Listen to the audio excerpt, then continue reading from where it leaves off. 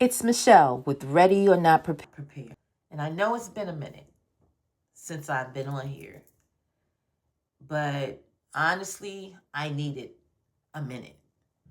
And that's because, when you've been talking about disaster preparedness and survival preparedness for as long as I have, what I began to realize is that the things that I've been talking about, the things that I've been training about, the simulations I've taken, the classes, the courses, the places that I've facilitated, all of it is starting to happen, in this moment.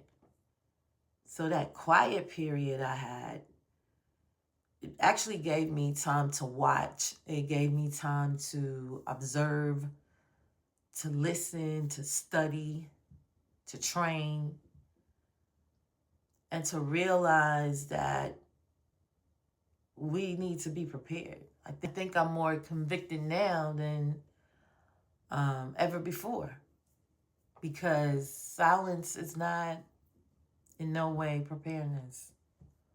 So tonight isn't just a peace, I'm back video. It's a let's get clear about where we are video. Because right now in America, the systems are failing. Do you see it? Do you recognize it? The economy is fragile.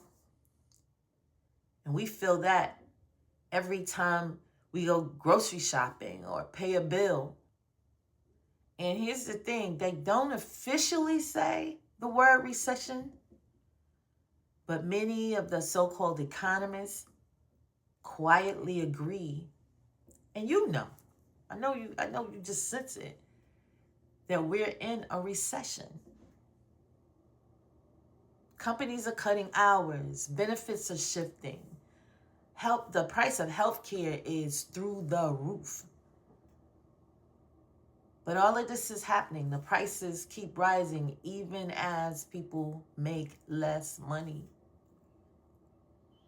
And here's something that didn't make a lot of headlines last week, but it matters.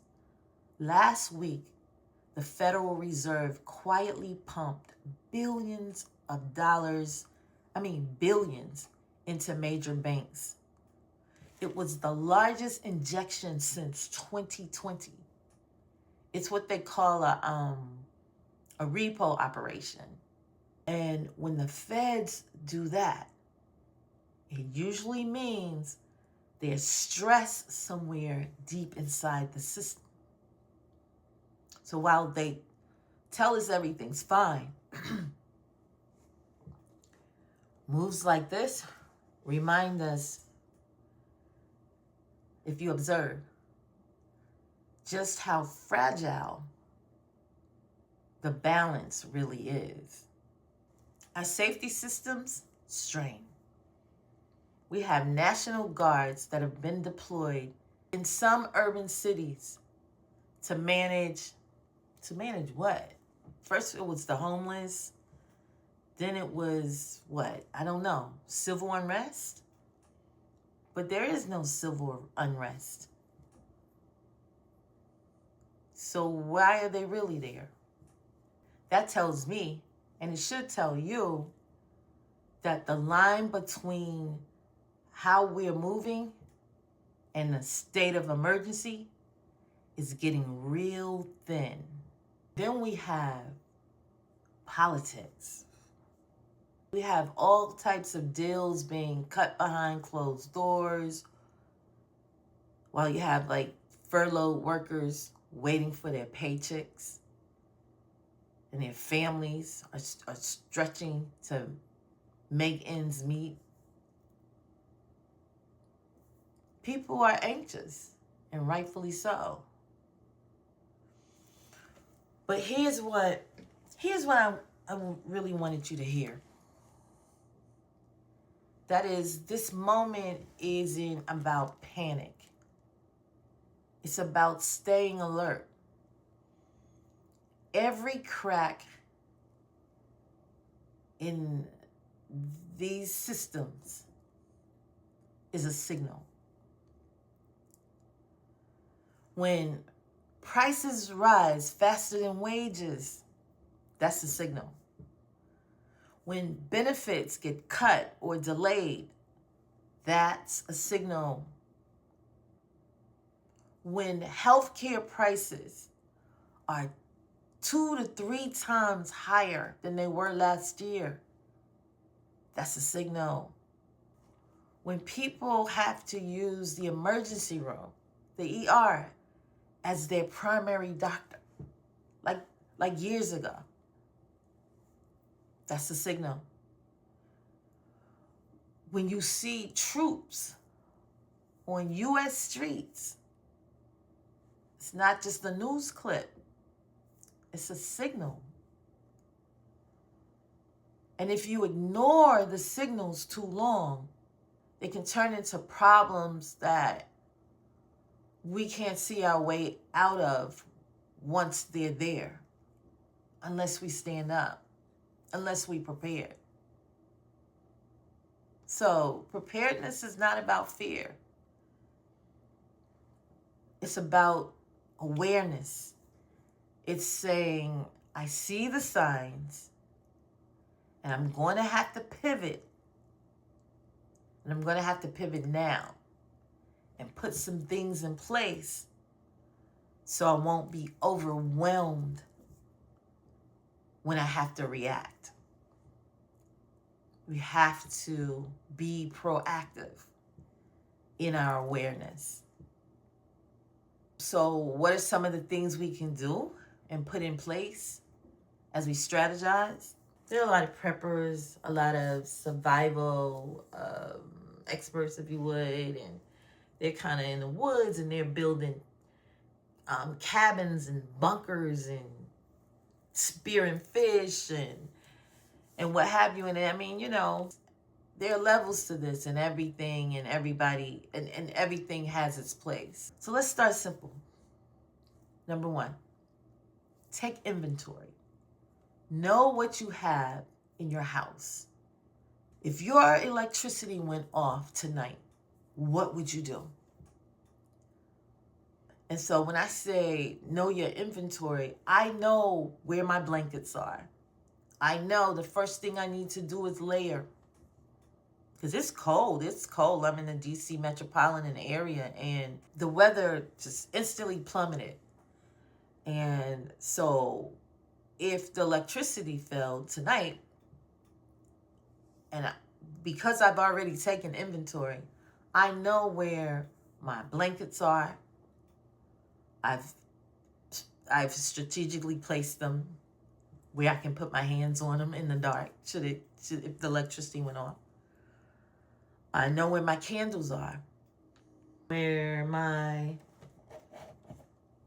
have my crank radio so I can get information. I know where my tea candles are. Tea candles can be used for many different things. And I have sterno as well, 6-hour burning sterno. Just simple things. But for right now, again, I suggest starting simple. And that is knowing where your things are. Here's my emergency blanket. I can put my hands on it. So yeah, just take a second to just know where things are. That's a level of preparedness. Know what your budget is. Know what you want versus what is essential. Those things that you really need. And know your backup plans. Again, what would you do if the electricity just went off tonight? Who would you call? What would the plan be? If your income stopped for a week, how would you eat? With the electricity, how would you stay warm? How would you stay connected? These are things to think about. I would suggest to strengthen your circle. You want to talk with your family. You want to talk with your mosque, church, temple members, your neighbors, about sharing information and resources. And I'll add this. We have to be ready to trade and to barter. Trading usually deals with money. So if I'm going to trade with you, then if you knit, you'll knit me. I know that you knit, I'll pay you for blankets. You know that I cook bread, you'll pay me for bread. Or bartering. Bartering is the exchange of skills or resources with no cash involved. It's like swapping jars through canning of vegetables for childcare, or helping someone fix their car in return for something out of my garden. You know what I mean? These are old school systems. Old school systems that built communities long before we had credit cards. And I respectfully submit, we need to get back to some of these, the ways our ancestors or, grandparents or great-grandparents used, because they survived. Diversify your resilience. Don't put all your trust in one system. And I mean that. Don't do it financially. Don't do it physically. Have multiple ways to cook, multiple ways to communicate, multiple ways to heat your home or to get information. Redundancy is not paranoia. It's protection.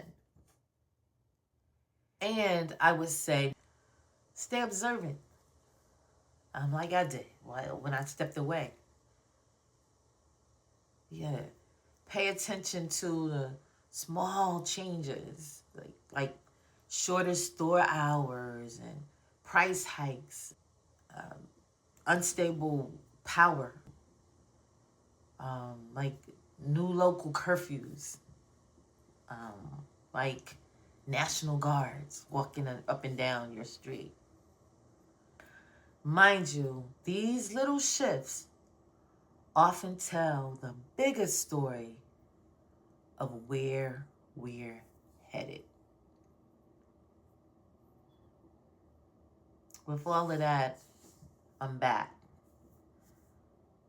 Because I realized that silence isn't an option when there's so many signals that are this loud.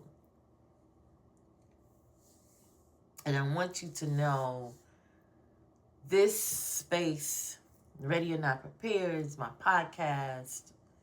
It's not about doom or being apocalyptic. It's about resilience. It's about community. It's about understanding that even when the systems fail or are failing, we don't have to.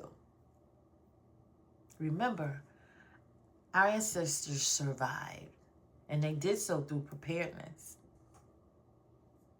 So I've set a goal for myself, and I'm going to go live on TikTok to talk about what you're seeing where you live and what we can do together. And,